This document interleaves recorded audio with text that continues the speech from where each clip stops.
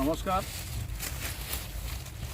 আমি Sushanta Barman Ifa genetic private limited কোম্পানির পক্ষ থেকে আজকে আমরা আমাদের ভুট্টা চাষির বাড়িতে এসেছি। আমরা এসেছি মেজবিল ফালাকাটার থেকে একটু পরে দূরবর্তী এলাকায় মেজবিল। এখানে আমাদের সঙ্গে আমাদের ইফা জেনেটিক প্রাইভেট লিমিটেডের 3355 জাতের ভুট্টা উনি করেছেন এবং আশপাশে অন্যান্য কোম্পানির ভুট্টা রয়েছে, কিন্তু আমাদের ভুট্টা উনি করেছেন প্রথম বছর। উনি আমাদের সঙ্গে উপস্থিত রয়েছেন আমাদের সজলবাবু। ওনার অভিজ্ঞতা এবং এই চাষ করে উনি কতটা উপকৃত একটু আলোচনা করবেন, অভিজ্ঞতা শেয়ার করবেন। সজলদা, তাহলে বলেন, আপনি প্রথমবার করলেন 3355।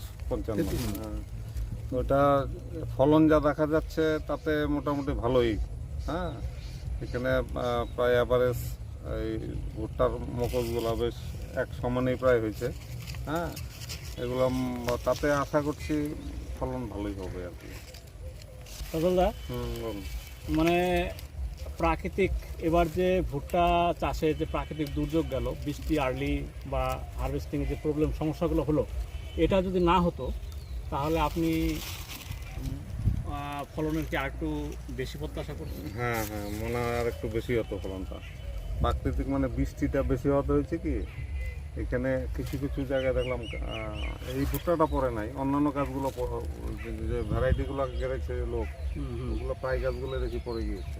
আমাদেরটা তো করেনি না, তাতে গাছগুলো অ্যাভারেজ 90% গাছ দাঁড়ানো আছে। ফলনটা মনে হয় তো ভালো হইতে আছে। তাহলে আমরা আগামী বছরের জন্য কি আশা করতে পারি? না, এটা রেজাল্ট মনে হচ্ছে ভালো হবে। আমাদের এই ভ্যারাইটিটা করবেন তো? হ্যাঁ, করবো, আমি তো করবোই।